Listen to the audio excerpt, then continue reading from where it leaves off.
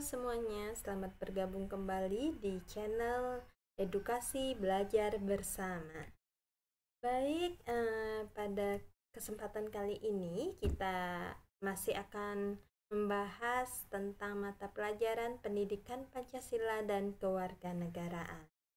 Nah, sebelumnya pada pertemuan yang lalu ya, kita sudah membahas bab 1 yaitu perumusan dan penetapan Pancasila sebagai dasar negara.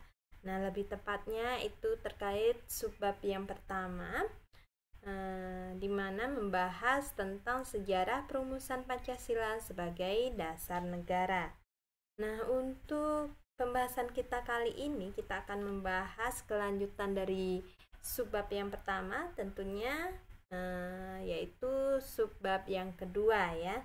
Nah, subbab yang kedua ini membahas terkait yang namanya komitmen para pendiri negara dalam perumusan dan penetapan Pancasila sebagai dasar negara. Nah, kemudian kita lanjut ke slide berikutnya. Nah, jadi seperti yang kita ketahui ya, dalam merumuskan hingga sampai ditetapkannya Pancasila sebagai dasar negara, tentu para pendiri negara, para pahlawan-pahlawan kita terdahulu tentunya memiliki yang namanya semangat dan komitmen kebangsaan yang sangat kuat untuk memperjuangkan kemerdekaan Indonesia. Nah, jadi perlu kita bahas terlebih dahulu apa sih itu semangat ya. Jadi pernahkah kalian merasa apabila memiliki energi yang sangat kuat untuk melakukan sesuatu demi mencapai tujuan? Nah, jika pernah, maka itulah salah satu bentuk rasa semangat dalam diri kalian ya, dalam diri seseorang. Jadi masing-masing individu tentunya memiliki yang namanya rasa semangat gitu ya dalam diri setiap masing-masing individu ya, apabila sudah memiliki energi yang sangat kuat untuk melakukan sesuatu yang diinginkan gitu. Kemudian kita lanjut ke pengertian semangat ya. Jadi semangat itu dapat kita artikan sebagai tekad dan dorongan hati yang kuat untuk menggapai keinginan atau hasrat tertentu.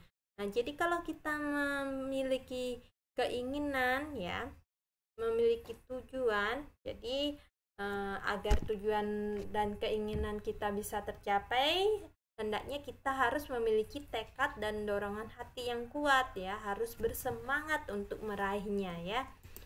Kemudian kita lanjut ke pembahasan yang berikutnya yaitu komitmen ya. Jadi apa sih itu komitmen? Nah, mungkin di antara kalian ada yang belum tahu apa yang dimaksud komitmen itu sendiri ya. Jadi komitmen dapat diartikan sebagai tindakan seseorang dalam kemampuan dan kemauannya ya, dalam menyelaraskan atau menyeimbangkan sikap dan tujuan yang didambakan. Nah, artinya bagaimana? Jadi apabila kita memiliki tujuan ya yang kita inginkan, kita dambakan, maka kita harus bisa menyeimbangkan antara sikap dan tujuan itu sendiri. Maksudnya adalah seperti ini. Misalkan contoh, kalian sebagai siswa ya, apabila ingin memiliki nilai yang memuaskan, nilai yang bagus, itu merupakan salah satu tujuan belajar kalian kan. Nah, tentu harus kalian imbangi dengan sikap kalian. Bagaimana caranya ya? Bagaimana caranya kalian berupaya semaksimal mungkin belajar dengan tekun dan giat agar mencapai tujuan itu ya. Nah, itulah maksud dari komitmen. Jadi kalian harus bisa menyeimbangkan antara sikap, upaya, dan tujuan yang ingin dicapai. Nah, itu tadi contoh yang mudah kalian pahami karena sebagai siswa ya. Jadi itulah salah satu contoh yang dapat kalian pahami dengan mudah ya. Salah satu bentuk komitmen agar mencapai nilai yang memuaskan. Kemudian kita lanjut ke semangat dan komitmen pendiri bangsa. Nah, jadi para pendiri bangsa, para pahlawan-pahlawan kita terdahulu ya, itu tentunya kan memiliki semangat dan komitmen yang sangat kuat gitu ya dalam memperjuangkan kemerdekaan Indonesia. Nah, sehingga semangat dan komitmen para pendiri bangsa tersebut sering disebut sebagai semangat dan komitmen kebangsaan. Kemudian kita lanjut ke nilai-nilai komitmen pendiri bangsa. Tentunya yang terkandung dalam Pancasila. Nah, banyak sekali ya nilai-nilai yang dapat terkandung dalam Pancasila ya, nilai-nilai komitmen yang dimiliki oleh pendiri bangsa maksudnya ya. Jadi banyak nilai-nilai komitmen yang dimiliki oleh para pahlawan kita terdahulu yang tentunya terkandung dalam Pancasila. Nah, namun ini kita bahas beberapa contohnya saja ya. Jadi yang pertama itu tentunya takwa terhadap Tuhan Yang Maha Esa. Kemudian pendiri bangsa tentunya memiliki semangat persatuan, kesatuan dan nasionalisme ya. Nah, selain itu tentunya beliau-beliau pantang menyerah dan cinta tanah air. Kemudian ada juga aktif dalam mencapai cita-cita bangsa dan rela berkorban. Nah, tentu beliau para pendiri bangsa kita terdahulu tentunya sangat aktif ya agar mencapai cita-cita bangsa dengan rela berkorban juga. Dan ini yang terakhir contohnya gitu ya, nilai komitmen yang terakhir ini tentunya berkaitan dengan kepentingan bangsa dan kepentingan pribadi gitu. Nah, di mana para pendiri bangsa tersebut tentunya beliau pastinya menempatkan gitu ya kepentingan bangsa di atas kepentingan pribadi. Jadi beliau mendahulukan kepentingan bangsa daripada kepentingan pribadinya. Nah, kita lanjut ke bentuk semangat dan komitmen kebangsaan para pendiri bangsa. Nah, jadi ini ada contoh para pendiri bangsa ya. Contoh tokoh pendiri bangsa. Jadi kita bahas dua tokoh saja. Yang pertama itu Insinyur Soekarno dan juga ada Muhammad Hatta. Nah, di mana kedua tokoh ini merupakan tokoh yang sangat penting dalam bagi bangsa Indonesia ya. Nah, seperti yang kita ketahui, jadi kita bahas kedua tokoh ini satu persatu ya. Yang pertama kita bahas dulu Insinyur Soekarno. Nah, seperti yang kita ketahui, Insinyur Soekarno merupakan presiden pertama Republik Indonesia. Nah, beliau sering dipanggil Bung Karno, di mana beliau itu lahir di Blitar, Jawa Timur pada tanggal 6 Juni 1901. Nah, beliau wafat di Jakarta pada tanggal 21 Juni 1970. Kemudian beliau dimakamkan di kampung halamannya di Blitar, Jawa Timur. Nah, kemudian terkait semangat dan komitmen yang beliau miliki ya, tentunya dalam memperjuangkan kemerdekaan Indonesia tentu sangat banyak ya dan terus muncul. Nah, terbukti beliau benar-benar mengeluarkan protes ya terhadap penjajah dan menagih hak-hak pribumi. Nah, salah satu upaya yang beliau lakukan itu adalah dengan mendirikan PNI, Perhimpunan Nasional Indonesia, pada tanggal 6 Juli 1927. Nah, pada tanggal 4 Juli 1927 ya. Nah, jadi PNI itu saya tegaskan lagi, didirikan pada tanggal 4 Juli 1927. Oke, jadi para petinggi PNI pada saat itu termasuk Soekarno pernah merasakan yang namanya gelapnya ruang sel. Jadi pada tanggal 29 Maret 1929 Bung Karno dan para petinggi lainnya itu ditangkap dan dijebloskan ke penjara. Nah, kemudian sampai akhirnya pada saat Jepang berhasil mengusir Belanda. Nah, dari sanalah Insinyur Soekarno itu melihat adanya peluang bahwa Indonesia dapat segera merdeka. Nah, kemudian terkait sepak terjang politik beliau, ya, jadi terus beliau lakukan, ya, hingga akhirnya pada tanggal 17 Agustus 1945 Bung Karno yang didampingi oleh Muhammad Hatta atau Bung Hatta berhasil memproklamasikan kemerdekaan Indonesia. Nah, sehingga pada tanggal 18 Agustus 1945 ya, pada tanggal 18 Agustus 1945 Insinyur Soekarno secara resmi terpilih menjadi Presiden Republik Indonesia yang pertama, dan wakilnya itu adalah Muhammad Hatta.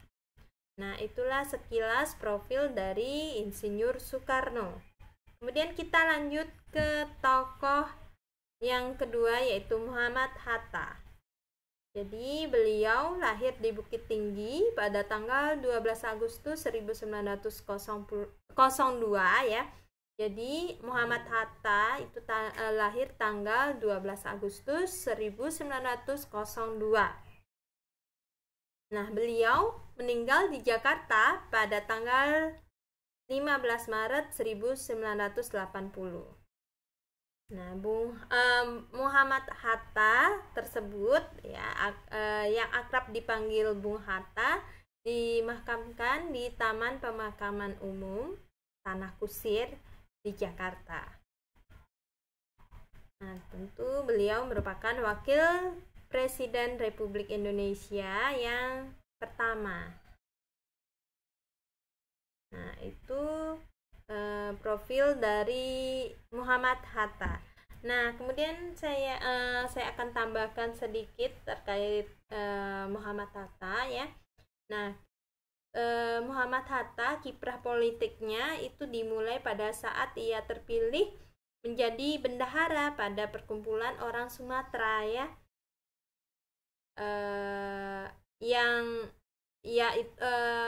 perkumpulan orang Sumatera itu disebut Jong Sumatranen Bond ya. Jadi Jong Sumatranen Bond di Padang pada tahun 1916.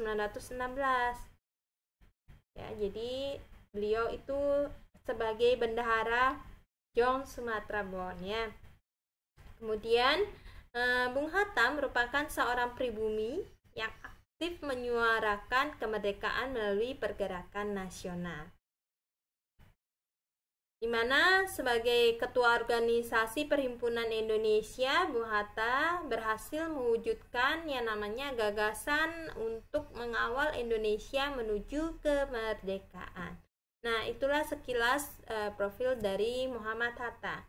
Nah, jika kita membahas terkait bentuk semangat dan komitmen dari kedua tokoh tersebut, nah, tentu dapat kita simpulkan perbedaan dari dua tokoh tersebut, dimana kalau Insinyur Soekarno adalah beliau memiliki sifat nasionalisme dan patriotisme yang sangat tinggi ya. Selain itu, Insinyur Soekarno selalu menerapkan nilai keislaman dalam dunia berpolitiknya demi keselamatan bangsa.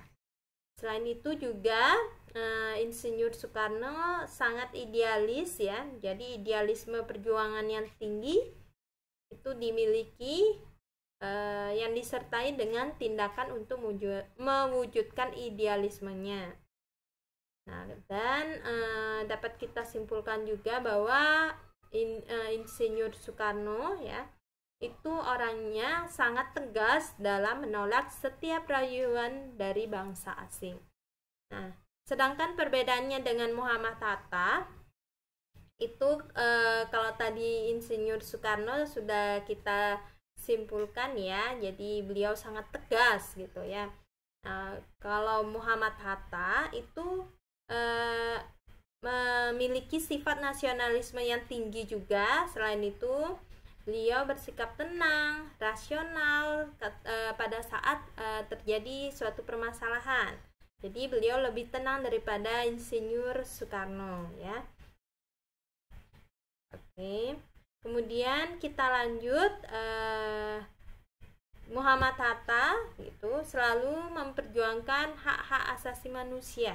Selain itu, beliau juga selalu mementingkan kepentingan umum dibandingkan dengan kepentingan pribadinya. Tentu juga cinta terhadap tanah air ya.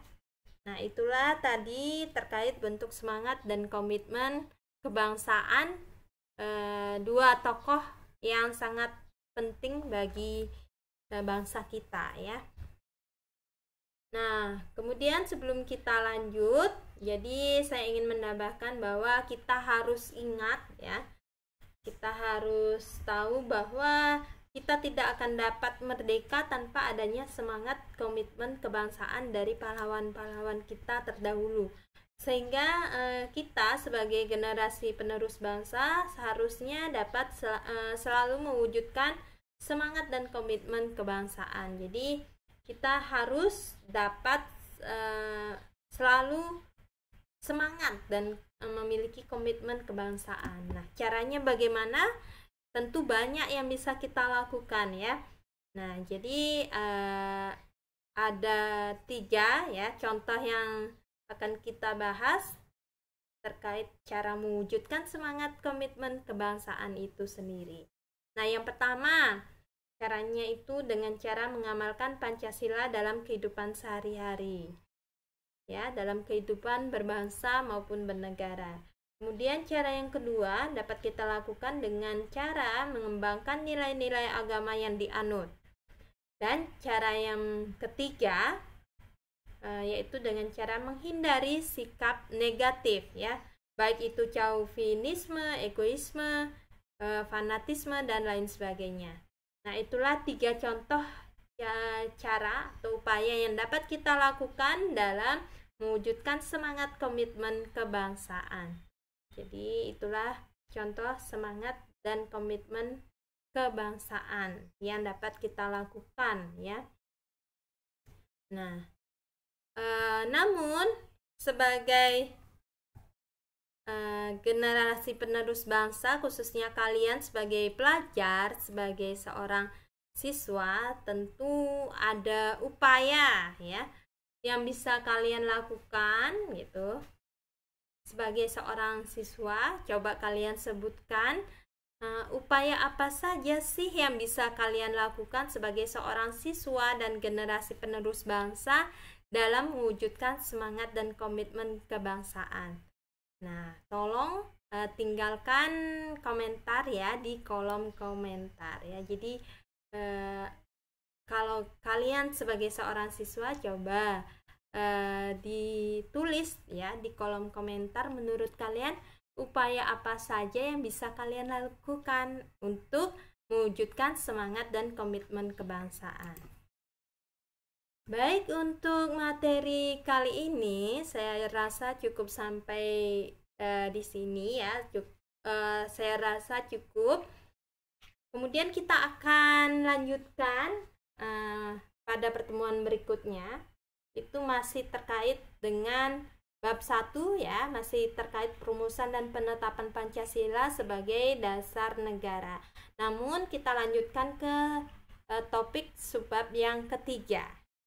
Ya, jadi atas perhatiannya saya ucapkan terima kasih. Mohon maaf apabila ada salah kata. Sampai berjumpa pada pertemuan berikutnya. Terima kasih.